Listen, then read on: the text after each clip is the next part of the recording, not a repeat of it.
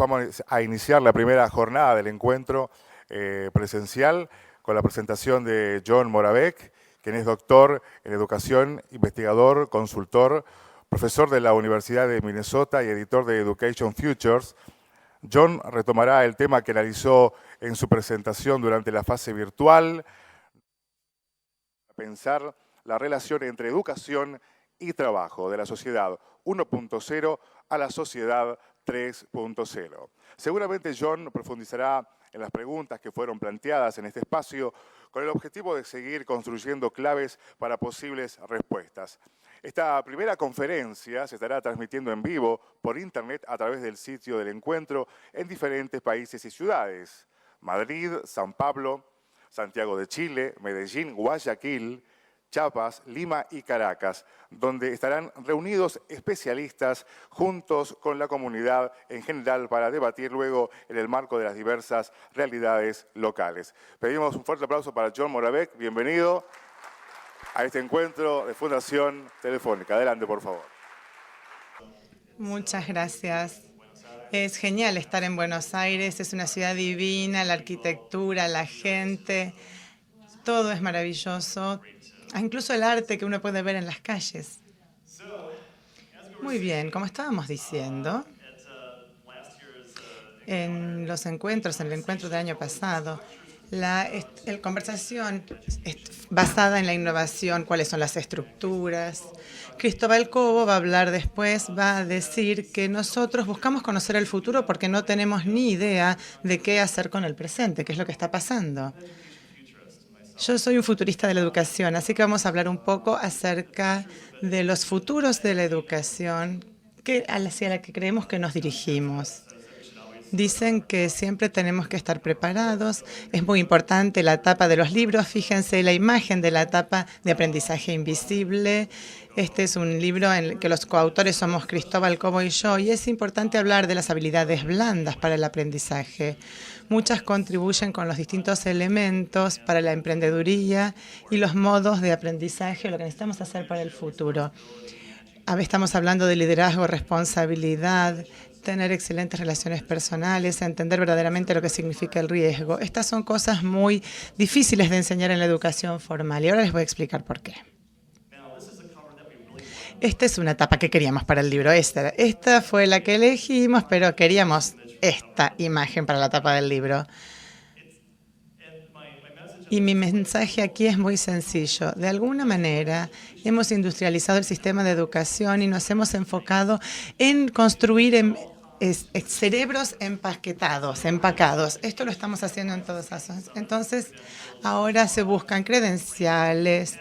Es de alguna manera como empacar los cerebros en lugar de estar trabajando con las habilidades que necesita la fuerza laboral. Pero esto está cambiando, como sabemos. Pero para ser honesto, yo soy parte de esto. Hola, mi nombre es John. Soy un producto de este sistema y debería decirles que hay algo que sí valoro. Sin embargo, creo que podemos hacer mejor las cosas y ahora les voy a decir por qué. Miremos el verdadero cambio en el paradigma. Vamos a hablar de 4 áreas: tecnología, educación, innovación y cambio social. Y yo utilizo un marco feo que llamo Sociedad 1.0 a 3.0. A mí no me gustan los puntos estos que hemos estado utilizando, pero creo que verdaderamente explica lo que está sucediendo y qué está pasando ahora que estamos transcurriendo este siglo XXI, donde hay algunos cambios muy significativos. Entonces, Sociedad 1.0, si miramos hacia atrás, en el pasado reciente, la Sociedad 1.0 surgió cuando desarrollamos la agricultura. Es ahí donde teníamos empresas basadas en la familia, los chicos aprendían en casa, trabajaban en casa, participaban entre generaciones y esos niños contribuían en todos los niveles de la economía. No sé cuántos de ustedes escucharon hablar del programa 4H en Estados Unidos, que ha sido copiado como en el programa 4S en otros países. Es un programa creado en el siglo XIX con la teoría de que si se les enseñaban habilidades agrícolas a los niños, se les enseñaba a los padres. Y funcionaba. Entonces les enseñaron a los chicos enseñaron a los padres y esto transformó la agricultura en los Estados Unidos. Pero luego nos industrializamos Tenemos economías industriales. Empezamos a basarnos en los salarios y separamos a los chicos del trabajo por buenas razones. No queríamos tener a los chicos en las fábricas que perdieran un brazo, se lastimaran. Todas esas cosas estaban sucediendo. Por eso hicimos otro tipo de fábricas para los chicos. Inventamos las escuelas, que se basan también en la producción industrial. Lamento decirlo, pero es como esta sala donde todo el mundo está en filitas, en hileras, el profesor está delante, es el dueño del poder, la autoridad, diciéndonos qué es lo que tenemos que aprender. Baja la información del profesor al alumno, uno pasa de grado a grado a grado y uno termina siendo un producto industrializado. Esto fue creado y perfeccionado en el 1778, cuando se dijo que hacía falta más trabajadores y más burócratas. También esto se tradujo muy bien en la era de la información. Empezamos a utilizar mucho las computadoras, hablamos de datos que son interpretados, nuestras relaciones son muy jerárquicas, es muy fácil saber quién es el jefe, quién reporta a quién, cuáles son las reglas del trabajo. Por eso hablamos de silos. Y esto lo hicimos para evitar el caos y la ambigüedad a toda costa. Ustedes saben que ahí surgen los trabajadores administrativos, digamos, los trabajadores de las empresas, aparece la clase media, de alguna manera funcionaba. Ahora, miremos en la definición de carrera. Estoy hablando del diccionario Random House, esta es la definición que aparece ahí. La palabra carrera se origina en una palabra del siglo XVI y tiene que ver con algo que nos lleva a lo largo de la vida. Entonces, antes, cuando uno nacía en una familia de panaderos, uno iba a ser panadero y tal vez tendría el apellido panadero, Baker. Piensen en las familias de Smith, crecían con ese apellido y con esa profesión, digamos. Pero esto está cambiando. En la sociedad 2.0 se ilustra mucho más la experiencia que estamos teniendo ahora. Estamos entrando ahora en una era del conocimiento. Aquí tomamos la información, la convertimos en conocimiento. ¿Qué sabemos? Y finalmente sabemos que el conocimiento es algo muy personal, está formado de elementos tácitos y elementos explícitos. El conocimiento explícito es lo que podemos leer en un libro. Uno puede tener conocimiento explícito o adquirirlo mirando esta transparencia o escuchándome a mí. El conocimiento tácito se aprende haciendo. Es como andar en bicicleta. Yo puedo escribir un libro así de gordo, de medio metro, sobre cómo andar en bicicleta. Te lo podés estudiar de memoria, rendir los exámenes, dejar contenta a la maestra, aprobar el examen y aún así tal vez no puedas andar en bicicleta. Uno tiene que probar y hacerlo. Es así como se aprende. Combinamos las dos formas de conocimiento y nos encontramos con ese conocimiento que nos hace únicos como individuos, como seres humanos.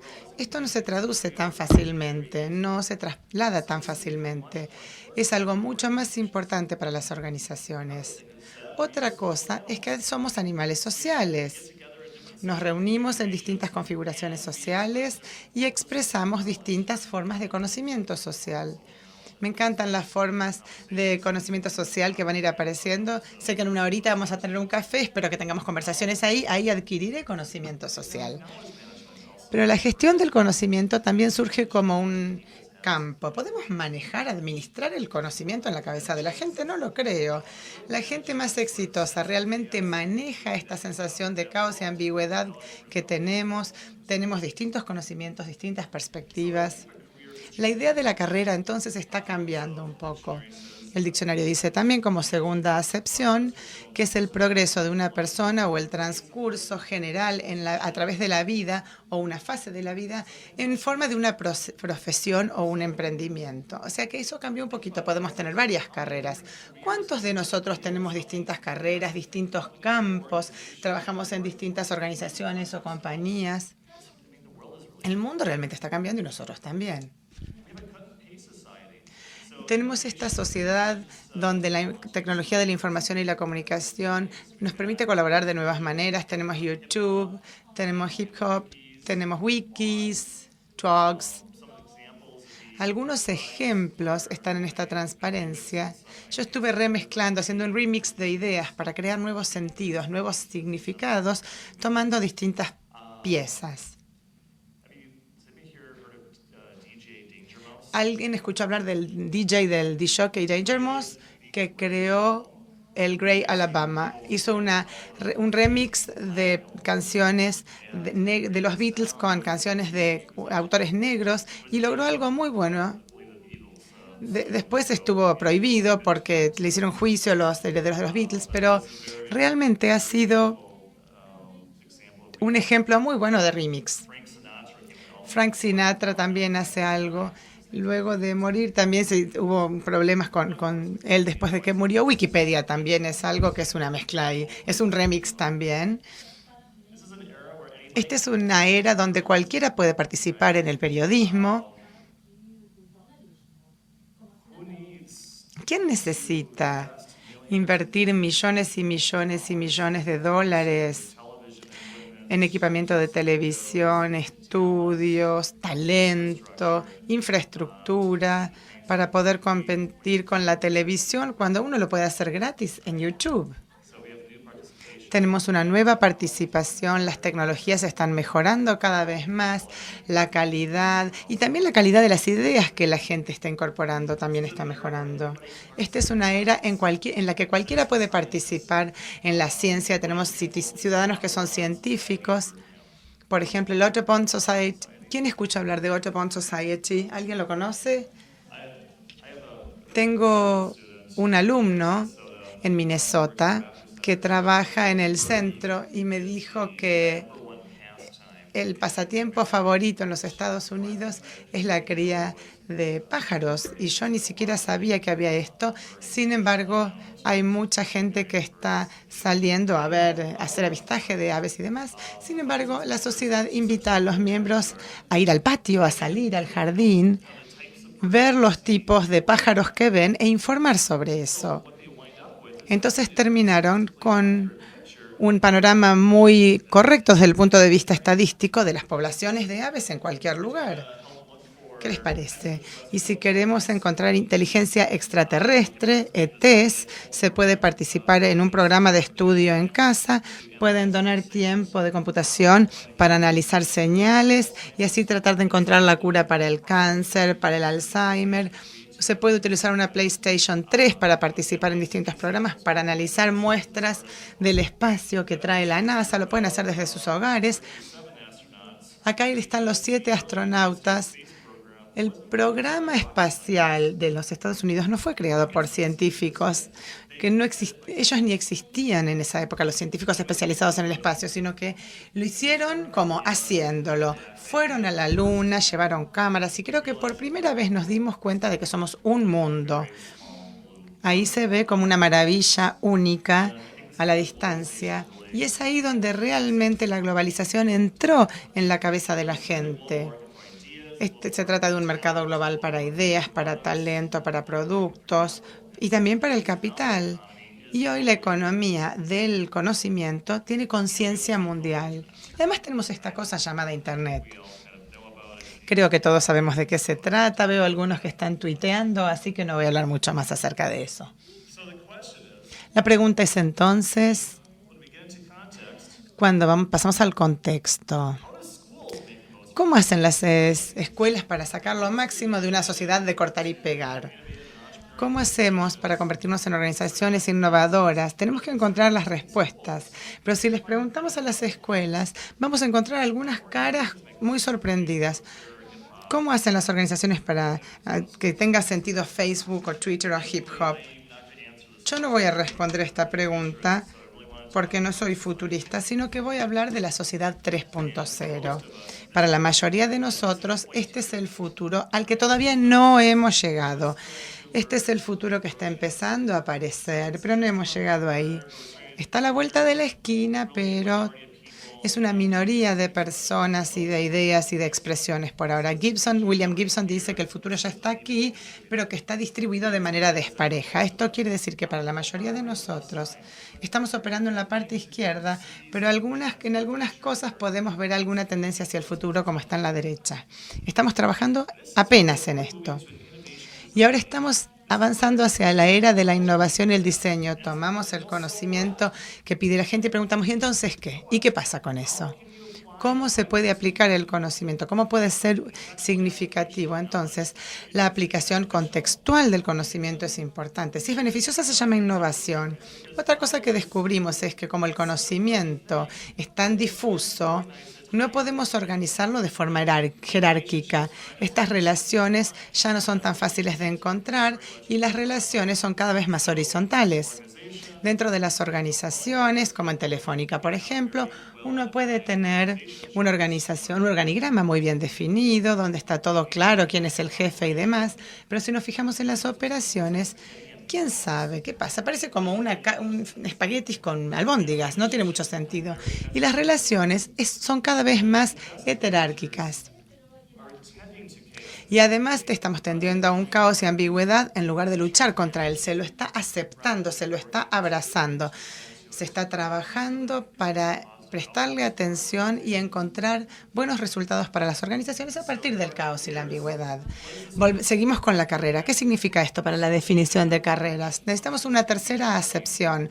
Esto tiene que ser redefinido o redefinido y empezamos a pensar que carrera significa sociedad 3.0. La idea de que la carrera es el trabajo de toda la vida es arcaica. Uno puede tener distintas carreras. Es como que a veces uno usa muchos sombreros distintos en la misma organización. Uno quiere definirse como individuos. ¿Quiénes somos? Esto se conecta con las ideas de emprendedores e iniciativas. ¿Cuáles son los 3 elementos fundamentales de la sociedad 3.0 entonces? El cambio tecnológico y social que se acelera. El segundo sería la globalización continua. Y la tercera es la sociedad de la innovación alimentada por los nomads, los nómades del conocimiento. Sé que es una palabra que yo inventé, por eso lo aclaro. La primera tendencia es el cambio que se acelera cada vez más, tanto a nivel tecnológico como social. ¿Cuántos han oído hablar de Ray Kurzweil? ¿Alguien sabe de quién hablamos? Ray es un tipo interesante. Es un inventor muy productivo. En los años 70 inventó el primer lector para los ciegos. Podían tomar un libro y leerlo y inventó distintos escáneres para el reconocimiento de caracteres. Por primera vez la gente pudo leer libros, los ciegos pudieron leer libros sin tener la ayuda de otros. Esto fue gracias a un invento de Ray. En los años 80 era amigo de Stevie Wonder y le pidieron que hiciera un sintetizador que sonara como piano real o algún instrumento real. Y lo hizo. Y fue a muchos rock. Sé que el rock es muy popular en la Argentina. A menudo van a ver instrumentos de Kurzweil. Esos son los que hace él. Con eso ganó mucho dinero, además. Y en los años 90, creo que se dio cuenta de que estaba envejeciendo y empezó a ver el final de su vida más de cerca. Y como inventor pensó, bueno, ¿por qué no inventar una manera de engañar a la muerte? ¿Por qué no? Entonces empezó a ver las tecnologías de la genética, la nanotecnología, la robótica, y hizo las trayectorias y a la conclusión que llegó fue esta forma de J, las curvas en forma de J que pueden ver aquí. Es como cuando un microprocesador te duplica su velocidad cada 18 meses, pero los precios se reducen. Entonces la adopción tecnológica es mayor. Hay distintas áreas. Se está haciendo una secuenciación del genoma humano. Todas estas cosas tienen este tipo de forma de curva. Lo interesante es que hay un punto de inflexión donde está la flecha y a eso lo llamamos la singularidad tecnológica. Lo importante para nosotros en la educación es que ese punto de inflexión también marca el punto en que el cambio empieza a ser tan rápido que no podemos predecir qué es lo que va a pasar después. El tiempo y el espacio se comprimen. Otra manera de mirarlo es, este es el límite de la imaginación humana. El mundo cambia tan rápido que ya no podemos ni imaginarlo. Esto no es algo menor. También, el cambio tecnológico y social que se aceleran tienen presiones sobre la sociedad. El cambio tecnológico presiona a la sociedad y la sociedad presiona el cambio tecnológico. Entonces, esto tiene impacto en la vida media del conocimiento útil. ¿Qué quiere decir esto? Que la cantidad de la información disponible se duplica a una velocidad exponencial. Sería interesante, se crea conocimiento todo el tiempo, pero la vida media de la usabilidad del conocimiento se reduce exponencialmente. La gente que está en el área de las ciencias, la ingeniería, lo experimentan hoy en día. Uno puede tener un título universitario en estos campos y el conocimiento que adquirimos solo sirve por un par de años y luego ya es obsoleto.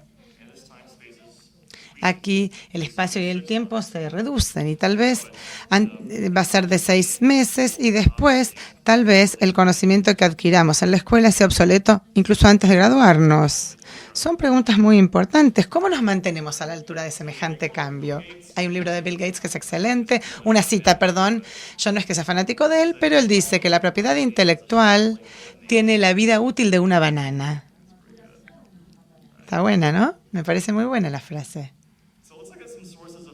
Hay algunas fuentes de innovación en la sociedad 3.0. La primera es que todo es abierto. Si recordamos la cultura del cortar y pegar, una vez que la aceptamos, la abrazamos, le prestamos atención y todo lo que transformamos y recontextualizamos, podemos lograr un remix de culturas, crear nuevas culturas personales. Sería el postculturalismo. Y estamos derribando los límites que nos obligaban a operar dentro de un determinado paradigma, en el aprendizaje, en el pensamiento. También podemos hacer crowdsourcing. Esta es una expresión de las relaciones transculturales, la nueva producción de conocimiento a través de la multitud. En otras palabras, esto significa que si yo necesito asesoramiento o consejos espirituales, no hace falta que vaya a la iglesia, tal vez puedo mandarle un SMS a un monje que está en Tailandia y recibir una respuesta inmediata. Nadie sabe, por ejemplo, cómo cambiar nadie sabe cambiar una rueda si se pincha, porque llamamos al Automóvil Club y ellos se encargan. Hay nuevas maneras de participar entonces en el conocimiento. Antes de la sociedad industrial, que era la 1.0, teníamos muchos pueblos nómades que trabajaban en la agricultura, el comercio, se movían de un lugar a otro, eran nómades. Pero las sociedades 1.0 y 2.0 hicieron que estos nómades tuvieran que asentarse. Ya no pudieron ser migrantes o nómades. ¿Por qué? Porque los nómades son una amenaza para la industria. Si la gente necesita presionar el mismo botón, poner la misma estampilla en el documento todos los días. Y así es como forzamos a la gente a asentarse. Pero las cosas están cambiando. Los nomads, esto es una combinación de conocimiento y nómades. Esta es la nueva era de nómades. Son muy individualistas, son muy emprendedores en lo que hace, valoran el aporte de cada uno de los individuos al conocimiento y los vemos especialmente después de la última crisis económica. Ha quedado en claro que las empresas ya no son leales a sus empleados. Al mismo tiempo, algunas personas no son leales a las empresas. Nos estamos convirtiendo en una especie de japoneses de la sociedad del conocimiento. Esto se expresa como los expertos únicos en conocimiento, y esto es a nivel individual. Muchos de nosotros, creo que hay consenso generalizado de que los nomads o los trabajadores nómades van a comprender el 45% de los trabajadores para el año 2020. 45% para el 2020 es una cifra muy significativa. Los nómades del conocimiento no están restringidos a una era específica, construyen su conocimiento personal a través de la reunión de información explícita y tácita, aplican sus ideas y sus conocimientos en forma contextual al contexto. Cuando uno aplica el conocimiento al contexto, uno le agrega valor a la organización.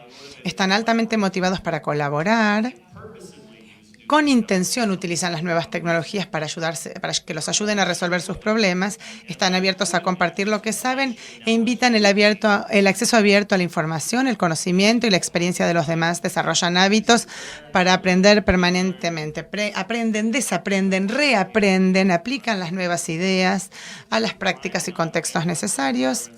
Se mueven en redes y organizaciones no jerárquicas, ven el caos y la ambigüedad por lo que son, los toman como tales y no le tienen miedo al fracaso, porque aprendemos ahí. Cuando fracasamos es cuando aprendemos. No tenemos que convertirnos nosotros en un fracaso, eso sí, pero está bueno fracasar de vez en cuando. Entonces, el caos y la incertidumbre en el mundo moderno son inevitables, no intentemos siquiera evitarlos. Los nomads trabajan para navegar, operan en el límite entre el caos y el orden, el yin y el yang. Realmente trabajan en ese límite entre el caos y el orden. Lo llamamos caordia. Esta es una palabra también inventada en los años 80 por T. Hawk, que trabajaba para Visa en ese momento. Un excelente lugar para encontrar nomads son los cafés. En los cafés encontramos muchas personas que trabajan en forma individual, autónoma. Olvidémonos de los silos dentro de las organizaciones, donde instantáneamente se reconfigura el lugar de trabajo y la naturaleza del trabajo. Este es un café en Houston. No es la mejor foto, pero fíjense. Miren si un arquitecto está sentado junto a una bailarina que está sentado junto a un banquero. ¿Qué productos podrían salir de ahí? ¿Qué ideas? Es muy interesante, ¿no? Estamos remixando. Esta es una empresa en Holanda, se llama Seats to Meet. Este es un lugar que ha sido construido para los nomads. Tiene espacios para el trabajo en equipo, la colaboración, el cotrabajo. Hay reglas de colaboración, por ejemplo, que todos tienen que ayudarse. Pero toman el concepto de nomads. Me pareció excelente que así lo hicieran. Genial, ¿no? Están surgiendo estos lugares. Fíjense que en algunos edificios, por ejemplo, aquí se tomó una bolsa de cereales y se creó este espacio para nomads. Ha llegado la hora de que les haga la primera pregunta, a ver si prestaron atención. Quiero que estudien esta imagen muy cuidadosamente y que me digan si se trata de una escuela, una universidad, una oficina o un café. ¿Quién piensa que es la escuela o la facultad? A ver. ¿Quién piensa que es una oficina?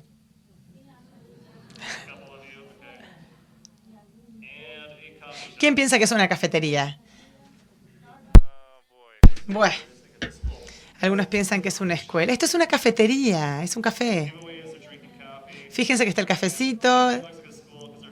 Parece una escuela porque están en fila y están usando Mac.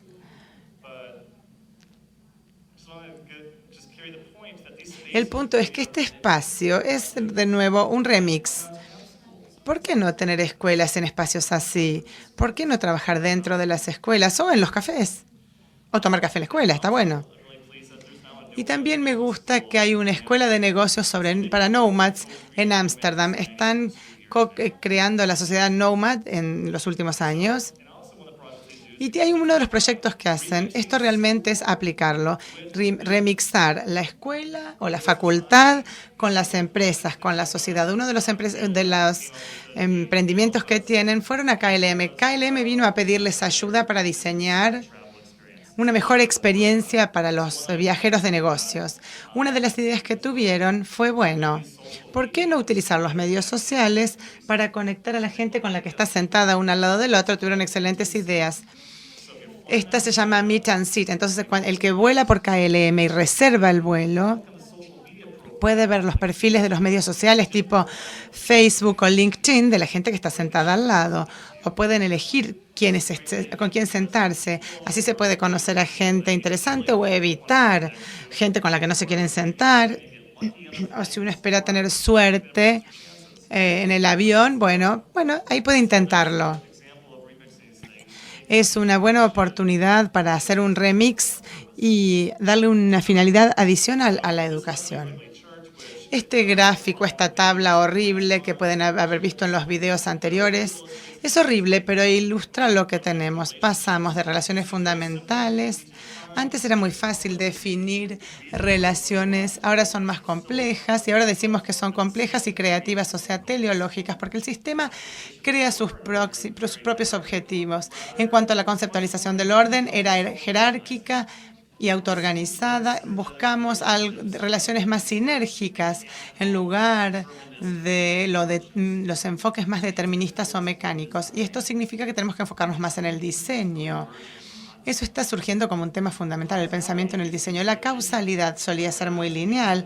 Con esto quiero decir que cuando abrimos un diario hace 25 años, era muy claro que A causaba B, causaba D, causaba E. Ahora las cosas están cambiando tan rápido que no tenemos idea de qué es lo que está pasando. Parece que B causó A, que causa N, que luego causó también W. El proceso de cambio, vemos una mayor destrucción creativa en las organizaciones. Tenemos que empezar a liderar en lugar de ir arrastrándonos para estar a la altura. La realidad es mucho más contextual. Se puede contextualizar la realidad en lugar de que sea determinada objetivamente. Y además estamos mucho más globalizados y eso está buenísimo porque gracias a eso estoy aquí. Gracias. Otra manera de pensar en esto. Estamos pasando de la era de la información, están las cosas que podemos imaginar, lo que podemos crear, y ahora, ¿cómo se puede crear valor? Eso es lo que nos preguntamos. Estamos hablando de pasar de la información a la innovación. Lo importante es cuál es el valor que se puede crear para una organización, para una comunidad, para una nación, para el planeta o para la familia. Y entonces, contextualicemos esto por un minuto. La sociedad 3.0 nos lleva a la educación 3.0. Guía la educación 3.0. Les prometo que esta es la última tabla fea que les voy a mostrar. Muchos de ustedes tal vez no estén de acuerdo con esto, pero cuando contextualizamos estas ideas y pasamos del 1.0 al 3.0, llegamos a la idea de que el significado en la educación está dictado del docente al alumno, que nos dice qué es lo que debemos saber. Pero luego, en Educación 3.0, se busca una educación construida socialmente y reinventada contextualmente. La tecnología, cuando yo iba a la escuela, me confiscaban la tecnología en la puerta. Si yo llevaba el teléfono al aula, la maestra me lo quitaba. ¿Por qué? Porque compite. Puedo tener respuestas distintas o la respuesta correcta en el teléfono, o una mejor respuesta, no lo sé. La tecnología es lo que es, está en todos lados, es parte del ambiente, del universo digital. La enseñanza se hacía del docente al alumno, pero ahora puede ser de alumno a docente, docente a alumno, de las personas que están utilizando la tecnología para co-crear el conocimiento con otras personas. Hablamos de co-constructivismo. Las escuelas estaban ubicadas en edificios.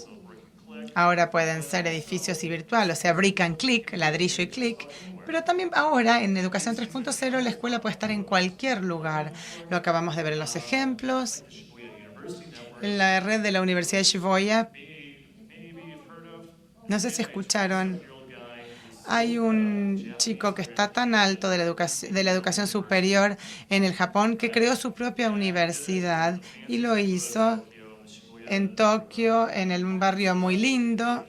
La gente va a un café y tiene una experiencia de aprendizaje y se lo reconoce. Uno puede ir a cualquier otro lugar, a un bowling, tener una experiencia de aprendizaje y que se lo reconozcan. En un bar se puede aprender. Cuando yo iba a la escuela, mis padres pensaban que la escuela era como una guardería donde dejar a los niños todo el día. Me dejaban todo el día, no tenían que preocuparse por mí, se podían ir a trabajar. El departamento de policía pensaba que la escuela era como una especie de prisión porque podían mantener a los chicos ahí adentro y no tener que preocuparse por ellos. Pero la sociedad empieza a repensar en las escuelas como lugares donde todos podemos aprender de manera continua. Tenemos que reabrir las escuelas a toda la población. Los docentes no tienen que ser solamente profesionales capacitados para eso. Los docentes son todos en todos lados. Esos son los maestros. El hardware y el software antes se compraba a alto costo y se lo ignoraba. Y en realidad ahora el hardware y el software son lo que son y tienen que estar integrados. Y en cuanto a los graduados se los considera como co-trabajadores o emprendedores en lugar de pensar que son simplemente obreros. Entonces las escuelas 3.0 producen estudiantes que generan conocimiento y no autómatas.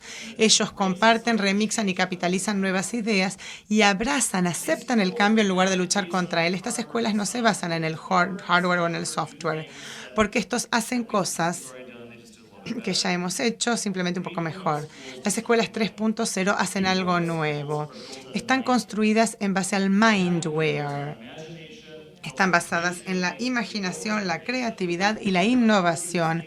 El mindware utiliza la capacidad del pensamiento distribuido. Piensen, si empezamos a utilizar Facebook y Twitter para tener conversaciones inteligentes sobre decisión de problemas, por ejemplo, o de resolución de problemas, toma de decisiones.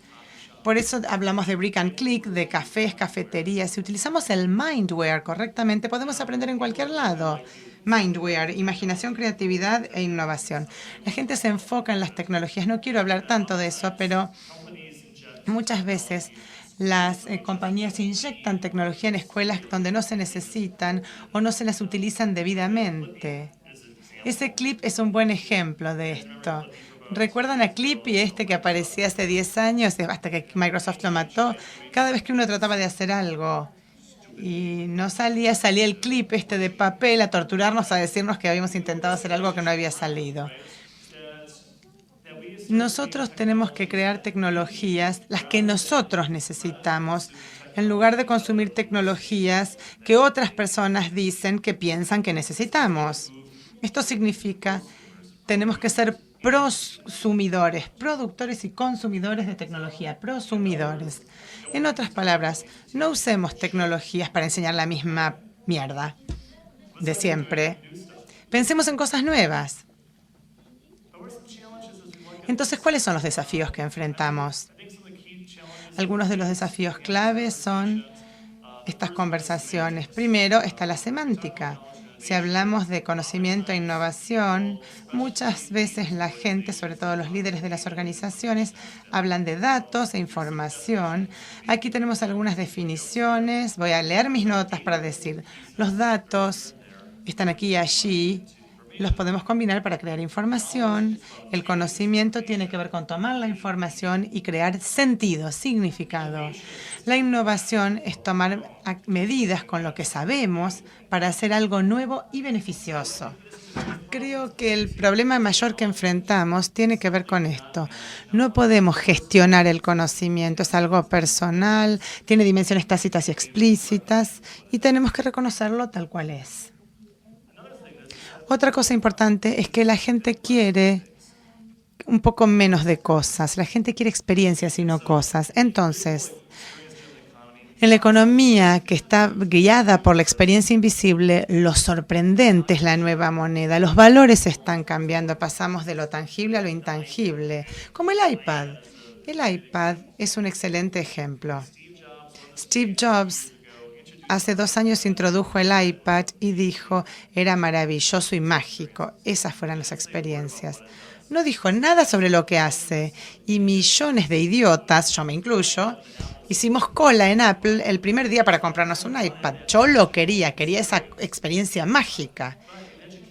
En la educación, ¿cómo traducimos esta experiencia mágica en algo que sea utilizable? Tenemos que pensar de manera muy crítica. Y también estamos teniendo tantas experiencias, hay tantas ideas, hay tantas conversaciones que a veces estamos fatigados por tanta cosa buena, sorprendente, maravillosa. Y tanto input, tanta entrada nos impide hacer nuestra propia producción. Entonces, no estamos utilizando bien las tecnologías de la información para que nos ayuden a manejarlo. Esta es una palabra con la que me encontré hace poco. Trillionaires. Estos son los que tienen grandes beneficios por compartir sus experiencias. Por ejemplo, hacer reír a un niño, donar un riñón, permitir los sueños de otros. A eso se los llama trillionaires. Permitir que se hagan realidad los sueños de otros. Pero además tenemos que entendernos a nosotros mejor. ¿Cuáles son las limitaciones humanas? Aquí tengo una imagen de nosotros, nuestro cerebro, carne. Realmente no hemos cambiado tanto en los últimos millones de años. Las cosas no han cambiado tanto, hemos evolucionado un poquito, pero no somos más inteligentes. Sin embargo, fíjense en las tecnologías. Muy pronto van a ser más inteligentes. Tenemos que empezar a entender las limitaciones de los seres humanos. Se nos piden ganancias de eficiencia de la tecnología porque desarrollamos nuevas tecnologías que pueden ser más eficientes. Pero para los seres humanos no podemos hacer eso. Tenemos que respetar a los humanos por quienes somos. A menos que pudiéramos cambiar la naturaleza de la especie humana, porque empezáramos a evolucionar de manera no antinatural. Pero hasta que tomemos decisiones de esa naturaleza, tenemos que respetarnos un poco más. Finalmente, la visión. Para mí, parece que tenemos una crisis global. No sabemos a dónde queremos ir. Nuestra visión del futuro no está tan clara como era antes y necesitamos empezar a pensar a dónde queremos llegar en el futuro para saber en qué enfocar nuestras inversiones. Y creo que esta crisis está afectando a los gobiernos de todo el mundo. Entonces, ¿por qué es tan importante esto? ¿Y qué pasa con esto? Si no lo adivinaron todavía, el punto fundamental aquí es que las escuelas 1.0 no pueden enseñarles a los chicos 3.0. Tenemos que preguntarnos, ¿para qué paradigma estamos preparando a los chicos? ¿Queremos empleos del siglo XIX, del siglo XX o del XXI que van a ser basados en la creatividad y la innovación? La sociedad 1.0 creó autómatas. La sociedad 3.0 necesita creativos, no robots. Las escuelas han llegado a su singularidad, han llegado a los límites de su imaginación hoy en día. Es difícil, ¿no? ¿Hemos llegado al límite de nuestra imaginación en las escuelas? Durante los últimos 100 años hemos hablado de reformar la educación y reformarla, pero no hemos reformado nada. John Dewey sigue sonando como alguien súper radical. Y hace 100 años que escribió lo que escribió. Es increíble. Somos todos responsables de coinventar el futuro. Esa es nuestra responsabilidad. Y somos cinturones blancos aquí, ¿eh? Todos lo somos. Nunca hemos estado en el futuro. No tenemos modelos en los que basarnos. Pero estamos juntos en este bote. Tenemos que codiseñar el futuro, tenemos que empezar a explicar las opciones de la educación. Las escuelas independientes lo están haciendo. Necesitamos más diálogo entre el público y diálogo independiente y acción. Y en este nuevo paradigma de la sociedad 3.0 tenemos que reconocer la creciente importancia del capital humano creativo. Hay que reconocer que el cambio se acelera, es difícil saber cómo va a ser el futuro. Y tenemos que reconocer que tenemos que crear las características preferidas en las que tenemos que actuar ahora. Tal vez niños y adultos deberíamos compartir esta información para co-crear. Muchísimas gracias por la invitación. Me encantan estas conversaciones. Son momentos excelentes. Espero ver cosas muy interesantes en estos días. Hay gente brillante aquí y estoy encantado de llevar esto hasta el próximo nivel con ustedes. Esta es una pregunta fundamental. Innovar, chicos, innovar.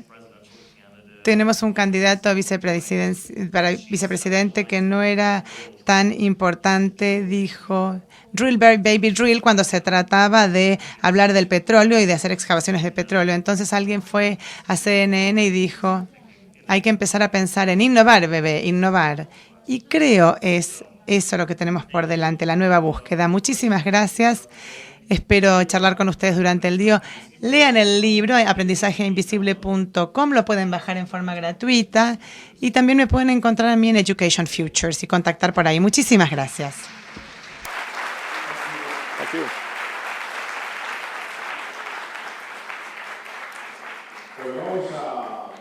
Do I get to do this?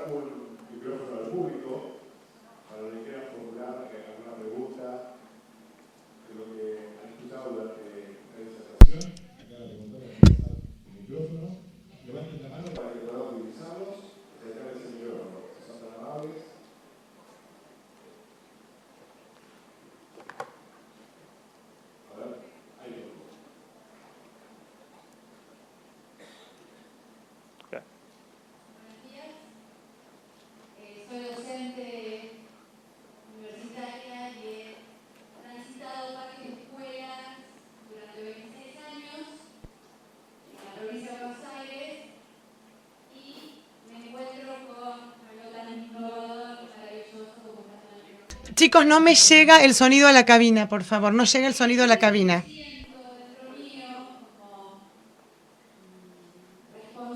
Educación de nuestros jóvenes We secundarias me hace transmitirles en forma humilde mi inquietud, que es la siguiente. Siento que estamos dentro de escuelas del siglo XIX, con infraestructuras que no nos ayudan para poder innovar. También me hace ruido pensar que tenemos, como directora o vicedirectora de escuela secundaria, a pensar que tenemos docentes del siglo XX con alumnos de un siglo XXI. Esta problemática creo que nos hace ruido a todos y es brillante esto de poder, como equipo directivo, como directora o como coordinadora, poder transmitir toda esta cosa de estar permanentemente haciendo cursos, capacitaciones, pero cómo llegar a compatibilizar estas tres cuestiones. Escuelas del siglo XIX, docentes del siglo XX, y alumnos del siglo XXI. No sé si ustedes lo comparten. Ese es mi ruido interno y que me gustaría compartirlo contigo. Right. Estoy de acuerdo. Creo que tenemos una infraestructura del siglo XIX, docentes del siglo XX y alumnos que exigen una educación del siglo XXI. Es como una mala combinación, es como un cóctel muy malo. No funciona bien. Necesitamos estar mucho más integrados, empezar a crear instituciones que sean modernas. Esto significa abrirse.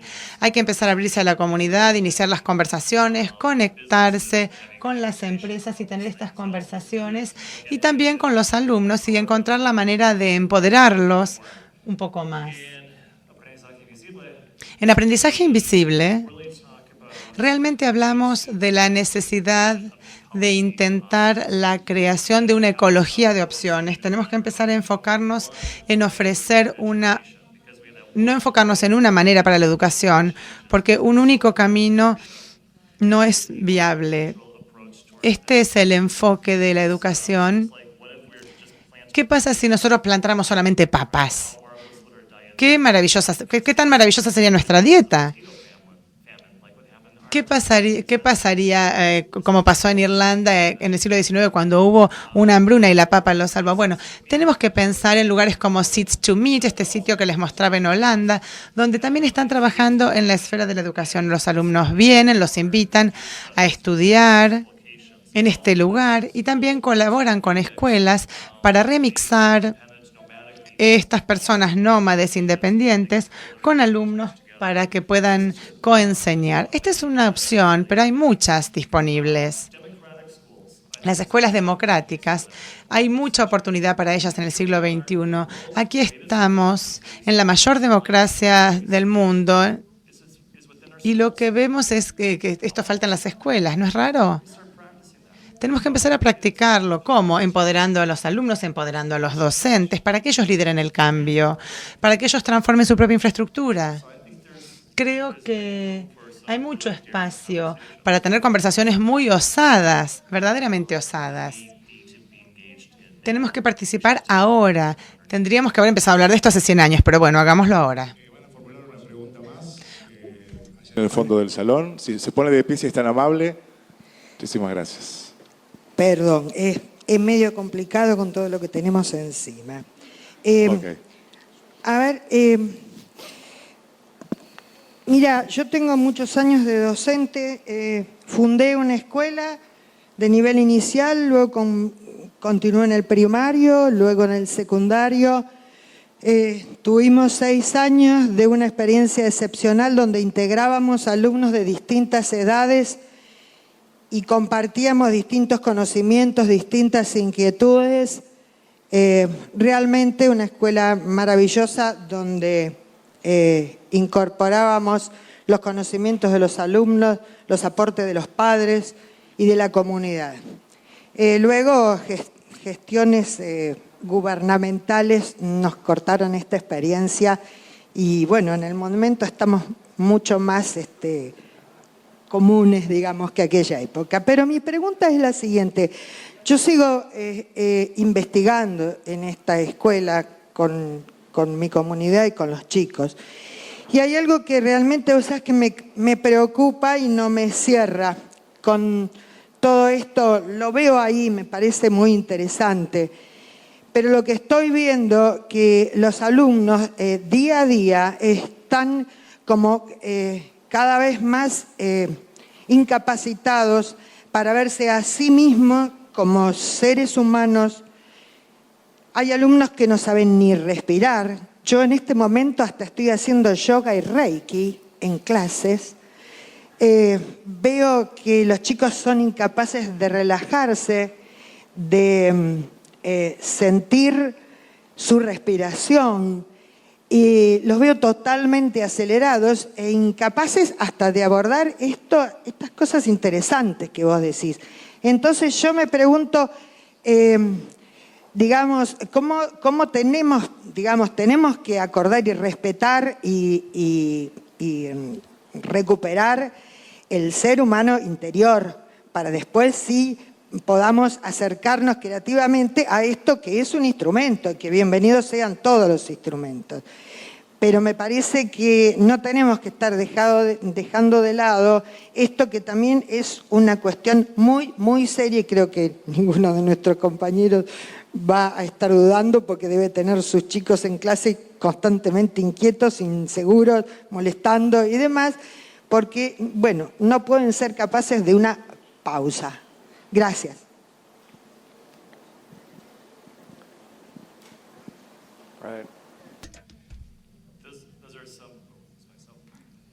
Me escuchaba a mí mismo. Son comentarios excelentes, me suenan muy familiares. Creo que en educación nos olvidamos de conectarnos con los alumnos como seres humanos.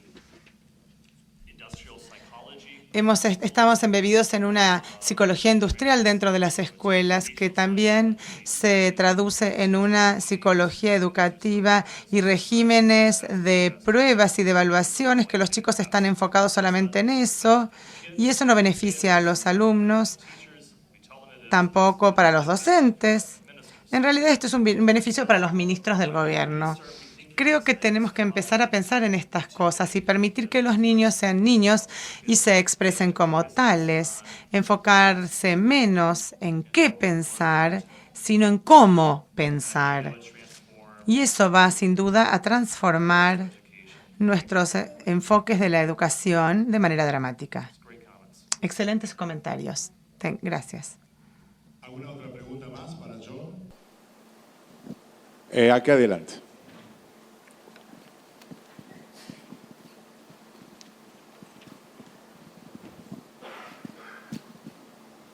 Sí, yo tenía una pregunta.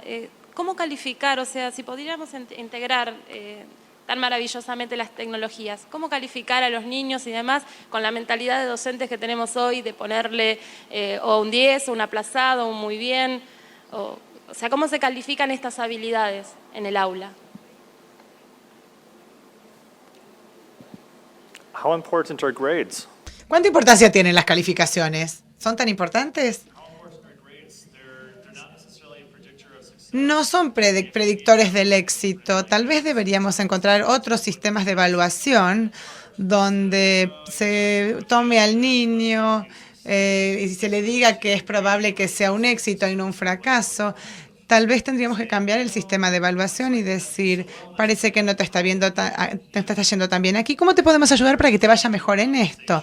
Convertir las notas en una conversación o incluso decirles, parece que esto te reinteresa, te encanta ese tema. ¿Cómo te ayudo para que aprendas más ya que te interesa? ¿Cómo puedes encontrar tus pasiones y puedas desarrollar tus propias experiencias?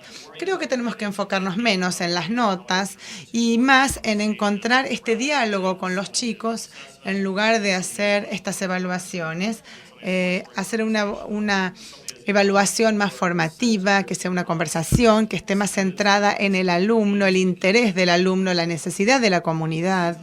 la necesidad de la familia y así desarrollar un enfoque mucho más humano. Aquí adelante, por favor. Primera fila, muchas gracias.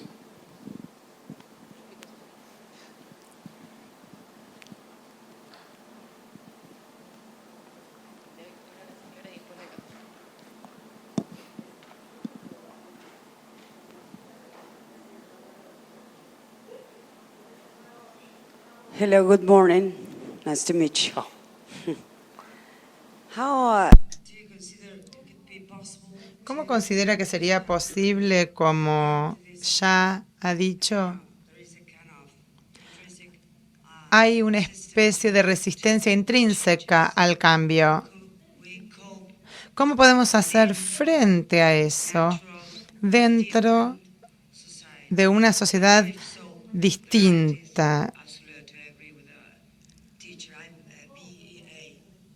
Yo no sé si tenemos el mismo sistema de calificaciones, pero nosotros tenemos muchas características del siglo XIX. ¿Cómo podemos hacer para mejorar dentro de esta situación en particular? Hemos tenido muchísimas conversaciones con personas que se preguntan lo mismo. Una cosa que ha surgido es el uso del idioma. El modo en que usamos el idioma realmente refuerza las estructuras que tienen tanta inercia y tanta incapacidad de avanzar. La escuela es una escuela, es una escuela. Hay una sola definición, funciona de esta manera. Está tan arraigada lingüísticamente que pasa lo mismo con la educación, con el alumno. Tienen un único significado preciso que no hace más que reforzar estas ideas. Al mismo tiempo, en inglés hay palabras que uno dice, usa el verbo, la palabra school como verbo, enseñar. Eso lo permite el inglés, no el castellano. Voy a proponer, creo, que tal vez deberíamos dejar de usar esas palabras. Si queremos rediseñar la educación, podemos hacerlo de manera donde no usemos la palabra escuela, alumno, maestro y educación.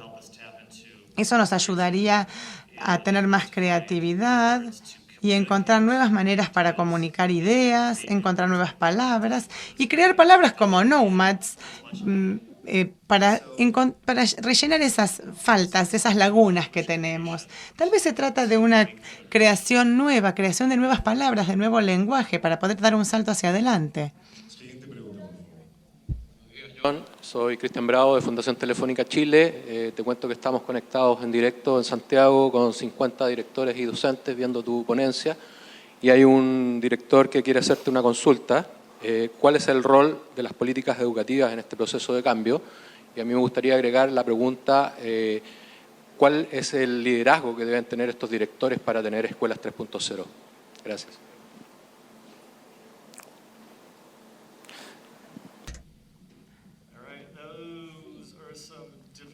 Son preguntas difíciles. En cuanto a cuál es el rol de las políticas educativas, las políticas educativas son difíciles porque tendemos a enfocarnos en masterplanes, en agendas o currículos, y esto vuelve al pensamiento industrializado. Se hace de esta manera o de esta otra para tener este producto, este resultado. Y tal vez esa no es la manera correcta de hacerlo.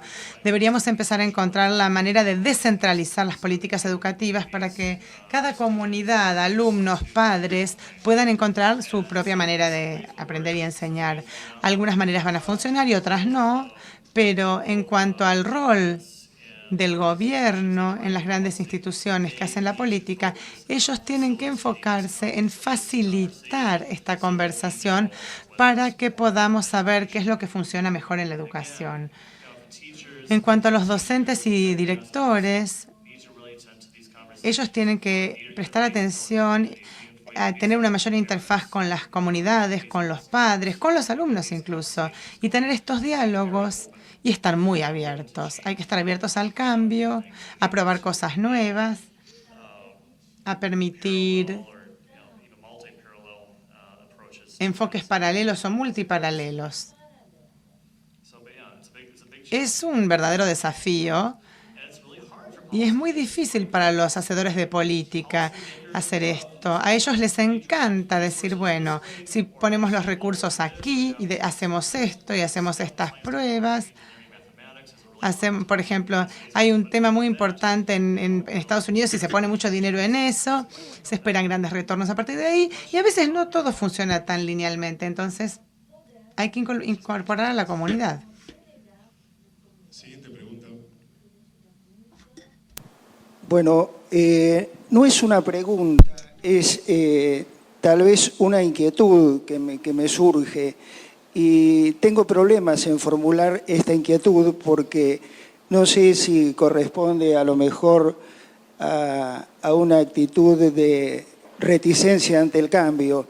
Pero lo que me planteo es lo siguiente. En las sociedades agrícolas, la respuesta en su momento fue crear o preparar niños para la agricultura. En la sociedad industrial fue crear personas para manejar un torno o una producción en serie. Lo que me pregunto es, comparto totalmente lo que se ha dicho acá, en principio lo quiero aclarar, pero ¿no estaremos también con una ilusión como se tuvo en esas épocas con respecto al avance tecnológico? Porque me parece que el fin de la educación es crear personas libres que incluso puedan llegar a rebelarse contra esta tendencia a un progreso indefinido que no sabemos a dónde va y que la incertidumbre nos plantea la necesidad de manejar valores. Es decir, ¿para qué queremos este cambio? ¿Cuáles son los valores que lo van a sustentar?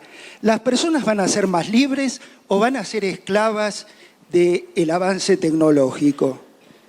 Disculpen, es una inquietud, a lo mejor no la sé expresar, pero tengo miedo que así como sinceramente se equivocaron los gobiernos, los gobernantes y los directivos de la educación de siglos pasados, creando desde la buena fe instituciones educativas, porque creían firmemente que la educación de un niño era transformar a sus padres en la época de la agricultura, y las escuelas industriales y técnicas se crearon para formar personas que manejaran las máquinas y supieran todo un proceso de producción tecnológico. Es una inquietud que tengo. Comparto todos los aspectos de innovación porque soy una persona innovadora, pero me pregunto si estamos analizando en profundidad cuál es el fin último de la educación. Para mí es crear personas autónomas, críticas, libres, capaces, felices y capaces de rechazar también una propuesta que se nos presenta como muy apasionante.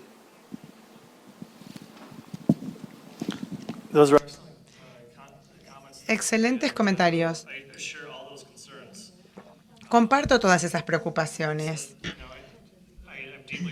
Yo estoy muy preocupado porque en última instancia encontramos las prácticas democráticas y a veces no en las escuelas. En los Estados Unidos esto es muy duro.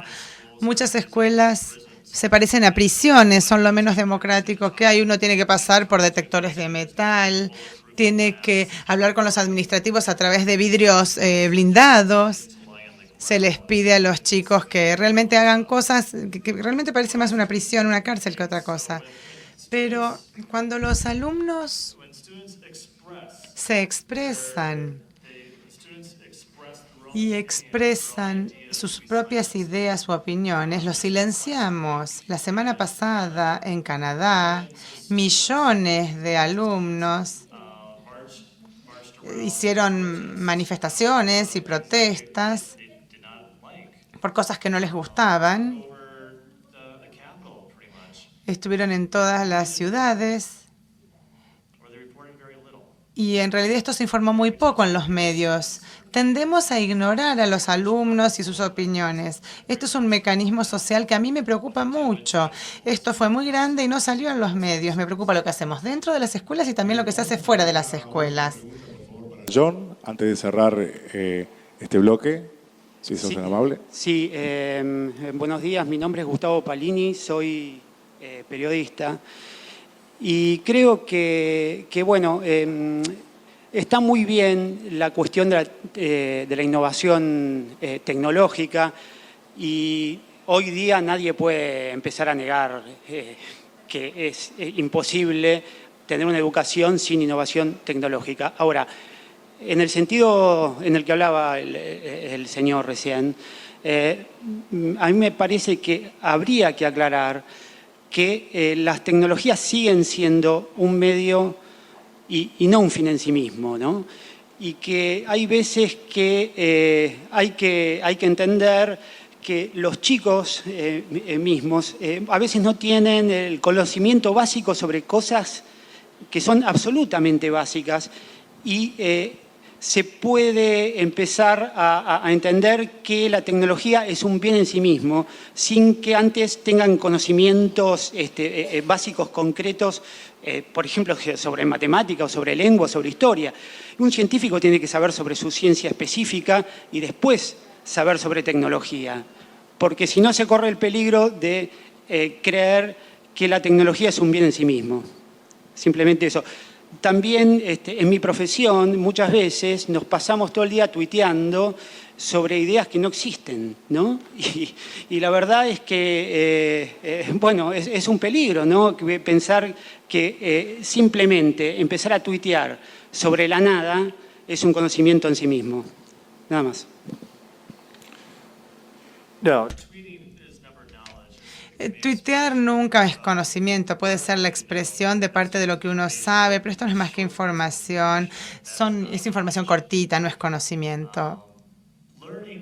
Aprender es algo que hacemos naturalmente, ¿no?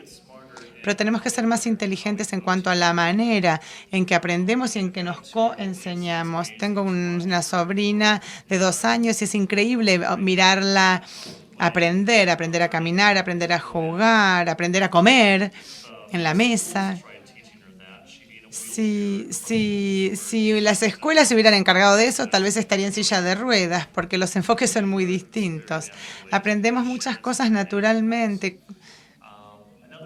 Otra cosa que también aprendemos, los científicos con los que ustedes trabajan no se lo dicen, es que hay que formular preguntas. Tal vez un niño no es el mejor en matemática y pide ayuda con eso y dice, ¿me ayudas a entender esta estadística? ¿Me ayudas a interpretar este resultado? La gente con distintas áreas de conocimientos hace esas cosas. Es muy distinto. Es importante conocer lo básico y también saber preguntar y aprender a aprender, que es muy importante. Hay personas que dicen que la mayor parte de la matemática que uno necesita saber en su vida, trigonometría, cálculo, etcétera, se puede aprender en 80 horas. Bueno, muy bien. Muchísimas gracias a Reynolds. Aprender eso en 80 horas. Uno gasta 2 millones de minutos en la escuela con eso. ¿Y qué hacemos el resto del tiempo? El aplauso para el doctor John Moravec, profesor de la Universidad de Minnesota y editor de Education Future. Thank you, John. Muy amable.